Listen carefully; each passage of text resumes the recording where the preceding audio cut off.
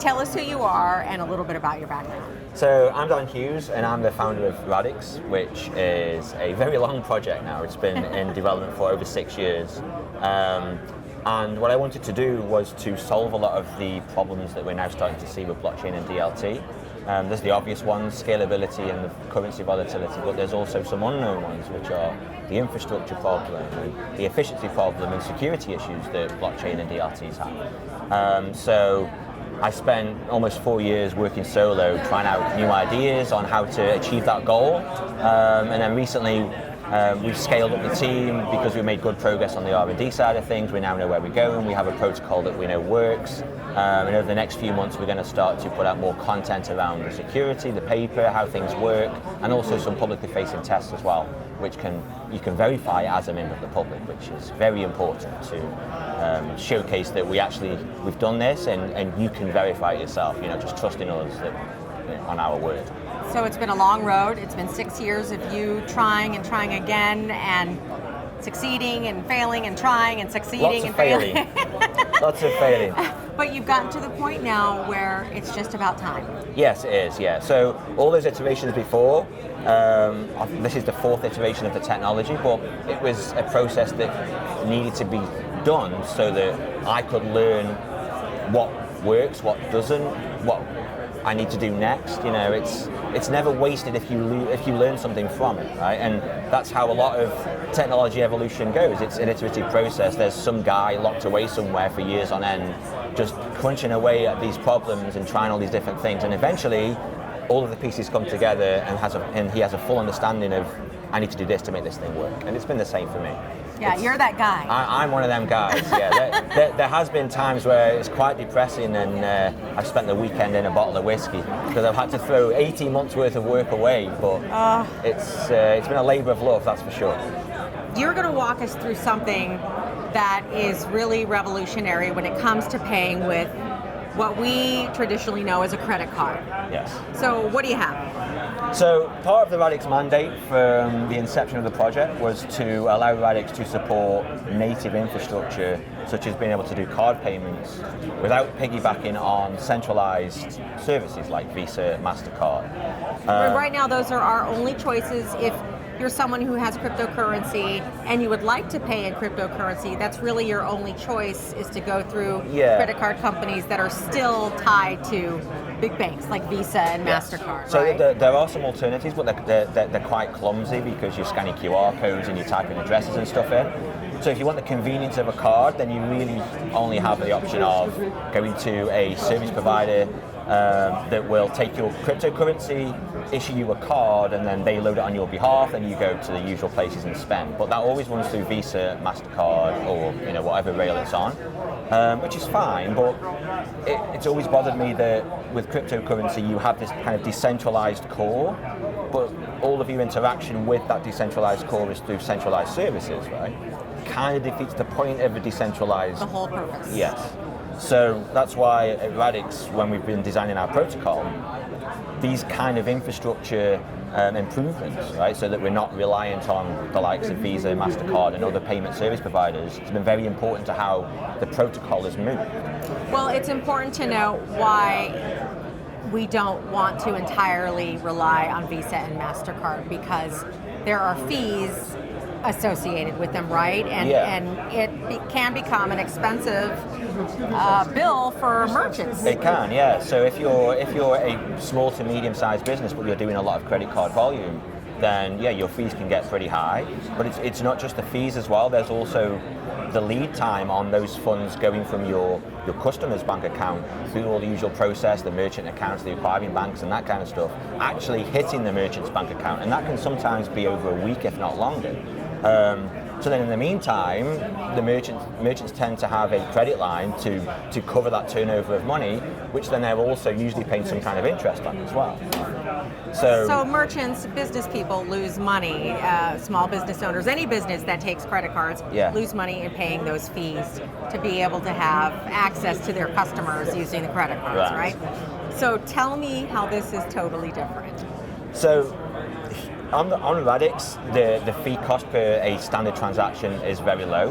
The initial start point of Radix when it's launched, that will be around about 1 cent. And then as the network grows, there's a possibility for that fee to reduce over time, because the fee is it's an incentive for the network to be secure and for node runners to come in and do the processing. If you're at very high load, then you can cover the cost of that computation with less fees because your load is higher.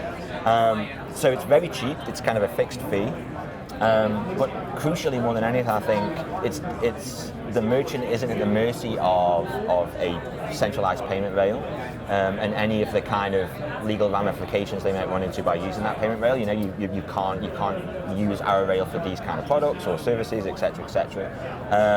But I think the most important thing is that the turnaround of the cash, right? So when the customer pays, within 5 to 10 seconds, it's cleared in the merchant's wallet, and then that merchant can then respend it, restock, doesn't need so much of a credit line, if any at all, no interest to pay, and it's a much smoother process for the merchant. The money goes around a lot faster and it's more efficient for you. So the merchant doesn't have to wait to settle with the credit card companies, you know, as far as divvying up the fees and having the credit card company approve the transaction and get them the money. Is that correct? Yeah, just straight through to the wallet.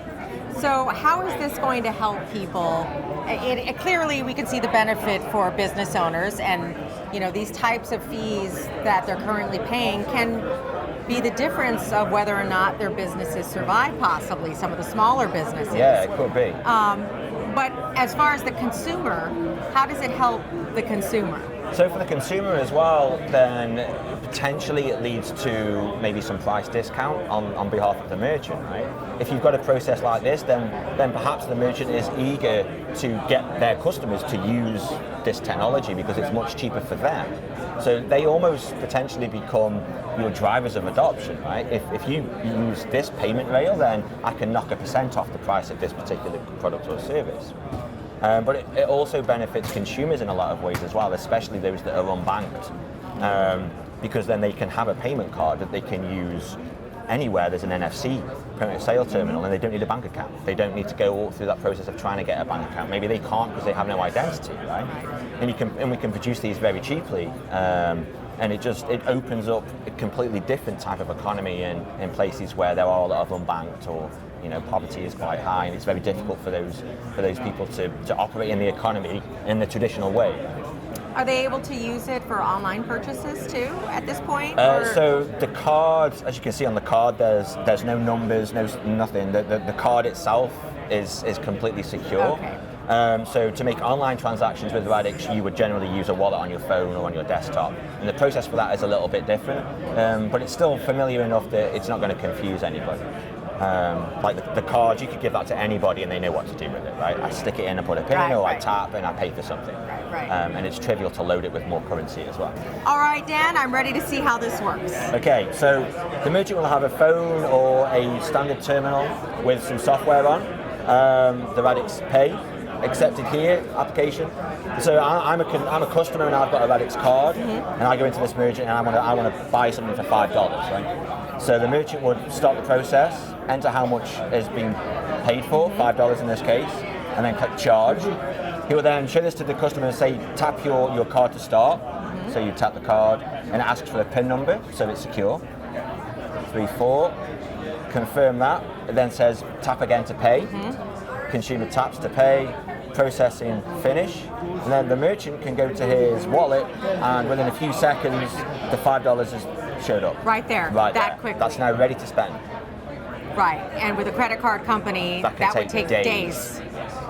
Wow, that's pretty incredible. And of course, the business owner has to have the software to be able to have the consumers come and tap their cards if they have the Radix They do, card. yeah, but for most uses, it will just be a download to a phone or a download to a standard POS terminal that has, as long as it has an NFC chip or a contactless interface on it, then you can pretty much run this on anything. That's excellent. So Thank how you. do you see adoption with something like this? Do you feel like it's a very low risk way for people to start spending their cryptocurrency? Yeah, I think so, and it's a familiar way as well, right? So your kind of older generation that aren't quite as tech savvy as like me, your millennials and stuff, they know what one of these cards is. They know how to use it. They know how it works. It's not any black magic to them. I've got a card. I send some money to it with an app on my phone or on my computer or something, and then the money's there for me to spend. I go in, I enter a PIN number, and I pay for my stuff. There's no learning curve on how you use these things, which is, I think, very important so that you can reach a broader demographic. And I think with prepaid visas and things that are already in existence, people already have in their minds that they can do that. They can load up cards. Yeah, it's exactly. not something It's not foreign. something new. Yeah, like pay-as-you-go cards. Yeah, you have to load it up occasionally, and this is just the same principle.